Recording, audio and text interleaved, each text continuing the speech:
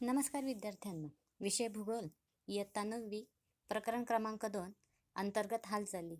यामध्ये आपल्याला भाग 1 व भाग 2 दिलेले आहेत. आज आपण भाग 1 बघणार आहोत. तर पृथ्वीच्या अंतर्गत भागामध्ये होणाऱ्या ज्या हालचाली आहेत, तर त्या हालचालींमुळे वेगवेगळ्या प्रकारची भूपृष्ठे पृथ्वीवर निर्माण होतात. तर त्याची सविस्तर माहिती आपण या पाठात घेऊ. पान नंबर 9 काढायचा आहे. पान नंबर 9 मध्ये या ठिकाणी अंतर्गत हालचाली नावाचं जे प्रकरण आहे, त्या ठिकाणी एक बातमी आलेली आहे. त्या बातमीचं वाचन करायला आपल्याला सांगितलेलं असून छायाचित्राचे निरीक्षण करायला लावलेलं आहे आणि त्याखाली असणाऱ्या प्रश्नांची उत्तरे यामध्ये बघून किंवा वाचन करून निरीक्षण करून आपण द्यायची आहे.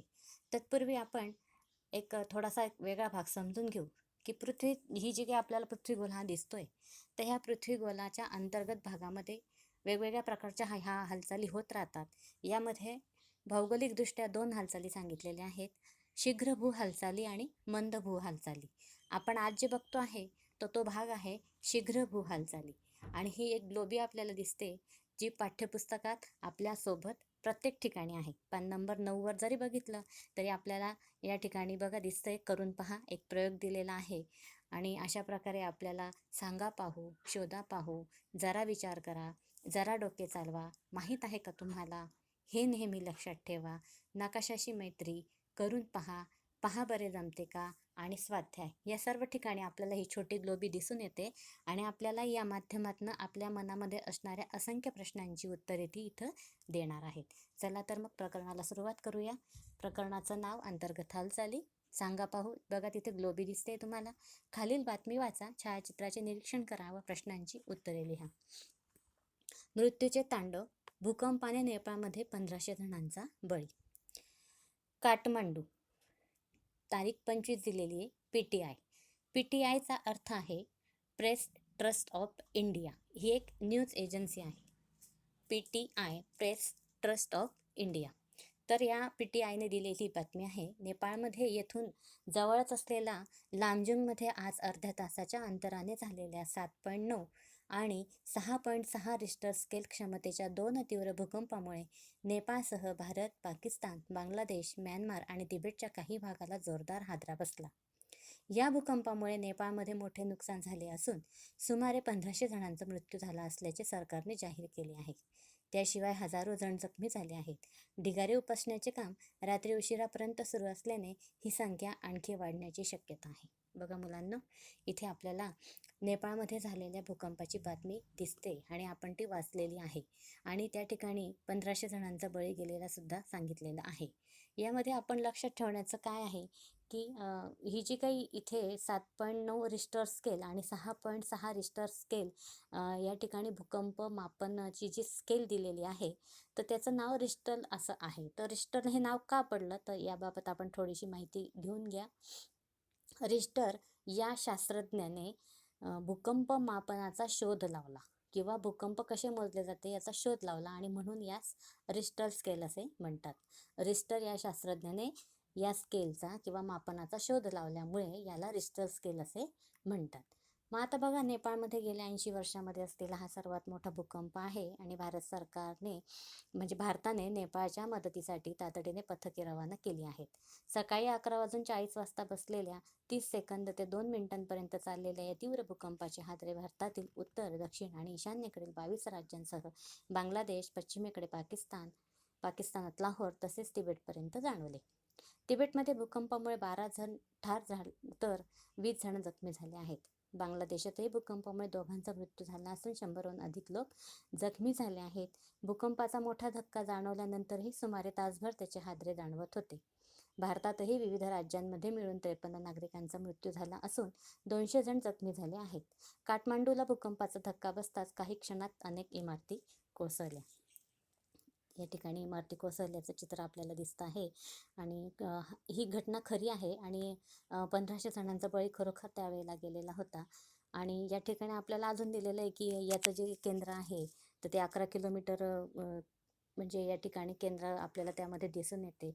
मग भूकंप कसा होतो, तर बघा की एक पाण्याचं चित्र आहे आणि त्या पाण्यामध्ये जर आपण दगड मारला तर त्या पाण्याच्या अवतीभोवती तरंग निर्माण झालेले आपल्याला दिसतात आणि तो दगड मध्यभागी असतो आणि त्या दगडाच्या अवतीबाजूने आपल्याला त्या पाण्यामध्ये तरंग किंवा वलय निर्माण झालेली दिसतात. तर असाच हा भूकंपाचा हा प्रकार असतो की जमिनीचा जो पृष्ठभाग असतो त्याच्या खाली जो काही त्याचा म्हणजे अंतर्गत भाग असतो पृथ्वीचा, त्या अंतर्गत भागामध्ये तीव्र प्रकारच्या हालचाली येतात. अंतर्गत भागातले खडक एकमेकांवर आदळतात आणि त्या ठिकाणी अचानक खालचा जो काही थर असतो तो पृष्ठभागावर येतो आणि तो आपण पृथ्वीवर आल्यावर त्याला भूकंप अशा प्रकारे संबोधतो. हा भूकंप काठमांडूमध्ये आपल्याला झालेला दिसतोय. नेपाळ या देशाची राजधानी आहे काठमांडू. आणि हे नंतर त्या ठिकाणी आपण बघतोय की हा भारताचा नकाशा आहे बघा इथे. आणि या ठिकाणी नेपाळ दाखवलेला आहे मॅपमधून. भूतान आहे, नई दिल्ली म्हणजे हिंदीतनं तो नवीन दिल्ली किंवा न्यू दिल्ली आपण त्याला म्हणतो.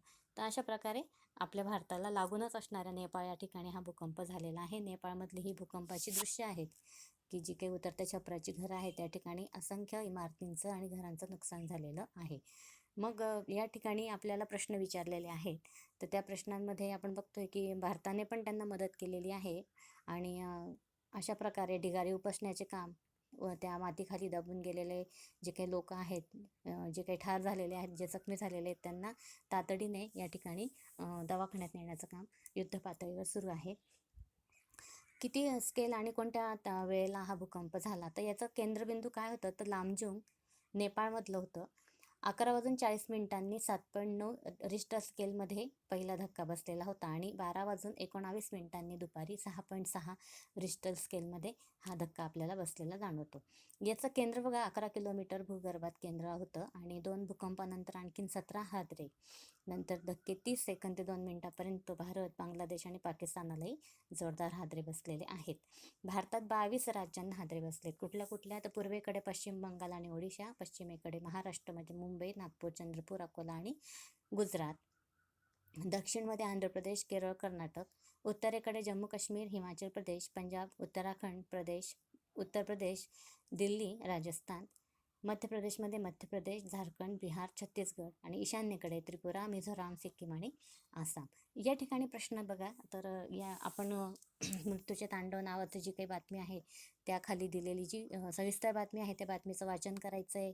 2 मोठे हादरे असं लिहिलेल्या खाली पण बरीच माहिती मी जी आता वाचून दाखवली ती वाचायची आहे. मृतांची संख्या या ठिकाणी सविस्तर दिलेली आहे. तर पहिला प्रश्न आहे बघा, मृत्यूचे तांडव कशामुळे घडले. मृत्यूचे जे तांडव झालेलं आहे ही बातमी आपण बघतोय किंवा ऐकतोय, वाचली, तर ती कशामुळे घडलेली आहे. त्याचं उत्तर आहे भूकंपामुळे. मग या भूकंपाची तीव्रता किती होती. 7.9 रिश्टर स्केल आणि 6.6 रिश्टर स्केल. संबंधित भूकंपामुळे सर्वात जास्त बाधित झालेला देश कोणता देश आहे. नेपाळ.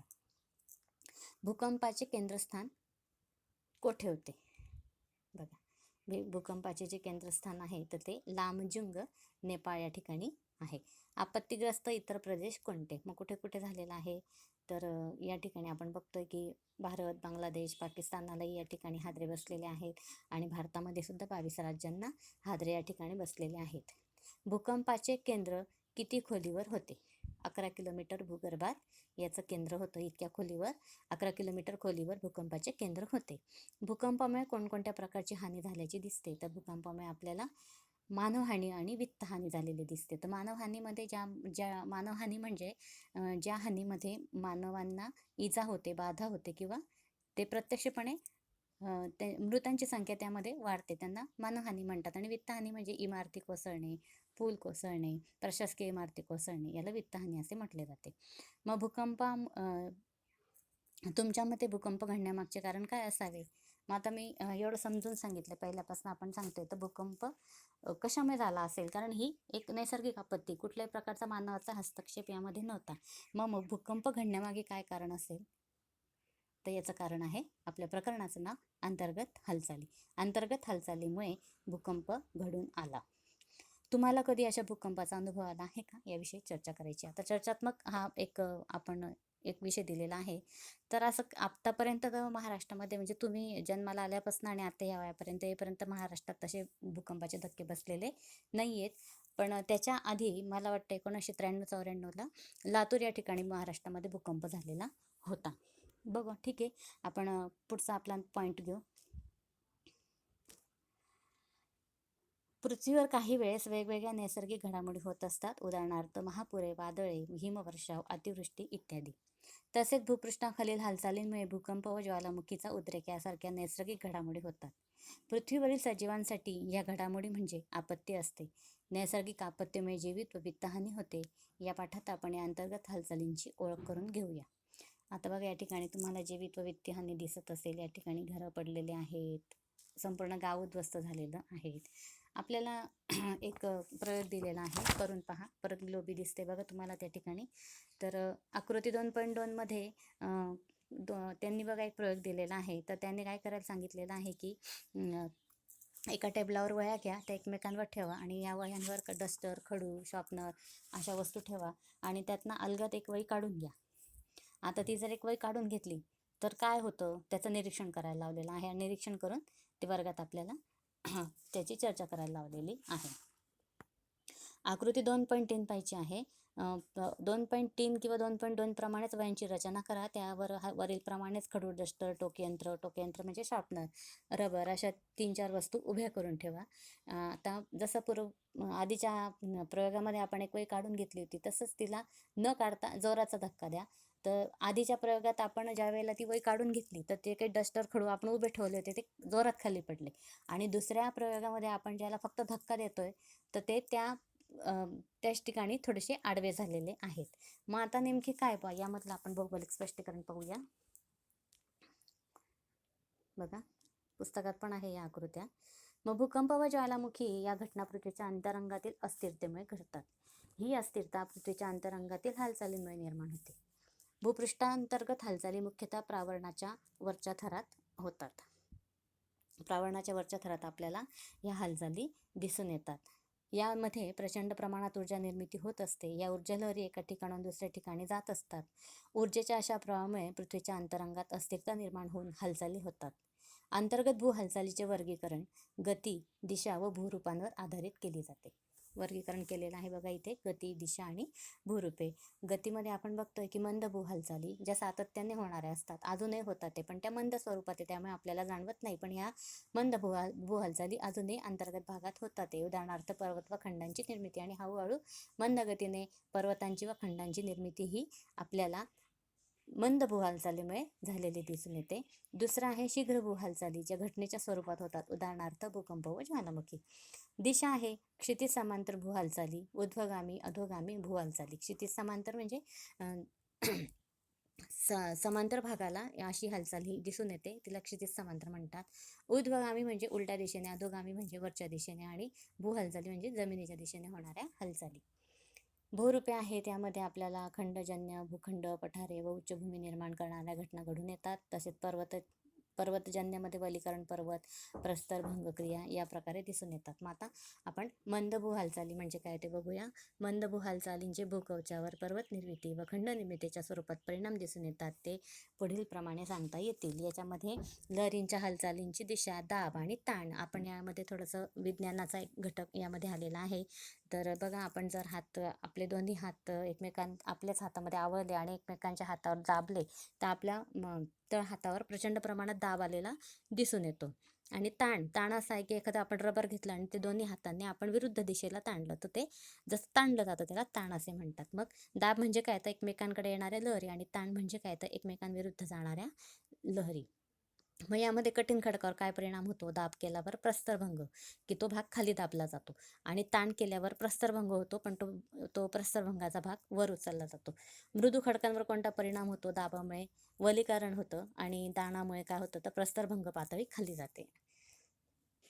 आपल्याला एक कागद त्यांनी घ्यायला लावलेला आहे.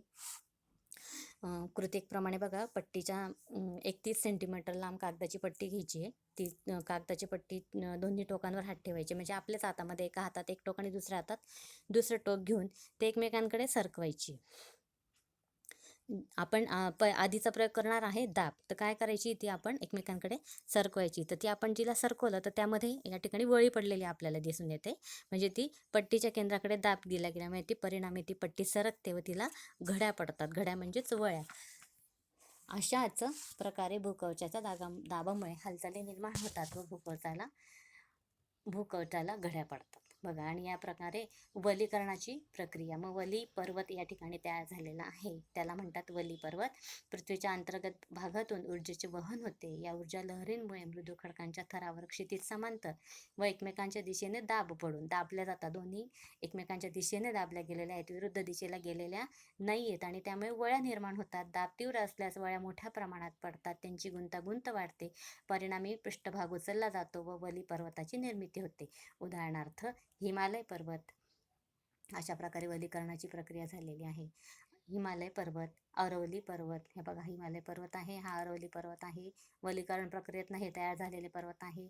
त्यानंतर रॉकी पर्वत आहे, आल्प्स पर्वत आहे. तर अशा प्रकारे हे वली पर्वत आहे जगातले. पुढचा आहे ताण. आता बघा, पातळ कागदाची लांब पट्टी घेऊन त्या पट्टीचं एक टोक उजव्या हातात धरायचं आणि दुसरं टोक डाव्या हातात धरायचंय. दोन्हींची टोके एकमेकांच्या विरुद्ध दिशेने जोरात ओढायची, जसं आपण रबर ओढतो त्या पद्धतीने. कागदाच्या पट्टीवर काय परिणाम होतो? कागद फाटलेला आपल्याला दिसतोय, या ठिकाणी दिसतोय आकृतीमध्ये बघा. ताण केलेला आहे, दोन्ही हातात दोन होत्या, दोन्ही बाजूला विरुद्ध दिशेने ओढल्यामुळे आणि हा ताण तयार झाला, आणि त्यामुळे ते कागदाची पट्टी या ठिकाणी फाटलेली आपल्याला दिसून येते. मग आता बघा, ही जी वरील क्रिया आपण केली, तर वरीलप्रमाणे दोन्ही हातांनी दोन टोकांना धरून विरुद्ध दिशेने ओढल्यामुळे ताण निर्माण झाला. अशाच प्रकारे भूकवचात जेव्हा भूहालचाली विरुद्ध दिशेने होतात तेव्हा ताण निर्माण होतो व भूकवचाला तडे पडतात. बघा, या ठिकाणी भूकवचाला केवढा मोठा तडा पडलेला आहे. ताण या प्रक्रियेमधून या भूकवचाला इथे तडे पडलेले आपल्याला दिसून येतात. आणि मग तडे पडल्यामुळे या ठिकाणी गटपर्वतांची निर्मिती होते. बघा, विभंग. या ठिकाणी तडा पडून जमिनीचा जो काही भाग आहे तो दोन्ही बाजूला विरुद्ध दिशेला ओढला गेला आहे, आणि मधला जो भाग आहे तो खचला आहे, तो भाग खाली गेलेला आहे, त्याला आपण विभंग म्हणून ओळखतो. अंतर्गत हालचालीमुळे क्षितिज समांतर व एकमेकांपासून दूर जाणाऱ्या ऊर्जा लहरी निर्माण होतात. अशा वेळी खडकांवर ताण निर्माण होतो, त्यामुळे खडकांना तडे पडतात व हे तडे विभंग म्हणून ओळखले जातात. अशाच प्रकारे कठीण खडकांमध्ये ऊर्जा लहरी एकमेकांकडे आल्याने दाब पडूनही असे विभंग तयार होतात. दोन समांतर विभंगातील भूकवचाचा भाग जेव्हा वर उचलला जातो तेव्हा तो ठोकळ्याप्रमाणे दिसतो. बघा, या ठिकाणी विभंग हा वर उचलला गेलेला आहे, तो ठोकळ्याप्रमाणे दिसत आहे, आणि याला गटपर्वत म्हणून असे म्हणतात. बघा, अशा प्रकारचा गटपर्वत आहे, पर्वत आपल्याला दिसून येतोय. सुरुवातीच्या काळात त्यांना शिखरे नसतात, मग त्यांचे उतार तीव्र होतात. उदाहरणार्थ युरोपमधील ब्लॅक फॉरेस्ट पर्वत, भारतातील मेघालय पठार, आणि अशाच पद्धतीने या ठिकाणी आपल्याला मेघालय पठार हे तयार झालेलं दिसून येतंय. लक्षात आलं इथपर्यंत? पान नंबर 13वर आलेलो आहे आपण. आता पुढे आहे खचदरी. 3 समान आकारांच्या वह्या घ्या, त्या टेबलाच्या वर 2-3 सेंटीमीटर अंतरावर घट्ट धरून ठेवा. आता त्यातील बाजूच्या 2 वह्या एकमेकांपासून किंचित दूर करा. काय होते बघा, वह्यांच्या वरच्या कडांमध्ये तयार होणारा आकृतिबंध तुमच्या वहीत चित्रांकित करा. भूपृष्ठावर क्षितिज समांतरी हालचाली जेव्हा परस्पर विरोधी दिशांना होतात तेव्हा भूकवचातील खडकावर ताण पडतो. ताण वाढल्यास खडकांना तडे पडतात, त्यामुळे विभंग निर्माण होतात. परिणामी दोन्ही बाजूंचे खडक सरकतात व खडकांच्या थराची सलगता राहत नाही, आणि या ठिकाणी तयार होते खचदरी. खचदरी म्हणजे बघा, कधी कधी भूकवचाला ताण पडून समोरासमोर 2 तडे पडतात, त्या 2 तड्यादरम्यानचा भूभाग खचतो. असा खचलेला खोलगट भाग म्हणजे खचदरी होय. आकृती 2.10 अ आणि आकृती 2.10 ब या दोन्ही बघायच्या आहेत. नर्मदा नदीची खचदरी या ठिकाणी आपल्याला दिसत आहे. तर ह्या सगळ्या आपल्या ज्या आहेत तर त्या मंद भूहालचाली आहेत. भारतातील नर्मदा नदीची खचदरी, आफ्रिका खंडातील ग्रेट रिफ्ट व्हॅली आणि युरोपमधील ऱ्हाइन नदी, अशा प्रकारे ह्या खचदरीची उदाहरणं आहेत. आणि आता पुढचा आहे खंड निर्माण करणाऱ्या हालचाली. मंद भूहालचाली पृथ्वीच्या केंद्राकडे किंवा पृथ्वीच्या केंद्रापासून भूकवचाच्या दिशेने होतात. या हालचालींमुळे भूकवचाचा विस्तीर्ण भाग वर उचलला जातो किंवा खचतो. भूकवचाचा भाग समुद्र सपाटीपासून वर उचलला गेल्यामुळे खंडांची निर्मिती होते, म्हणून ह्या भूहालचाली खंड निर्माणकारी हालचाली म्हणून ओळखल्या जातात.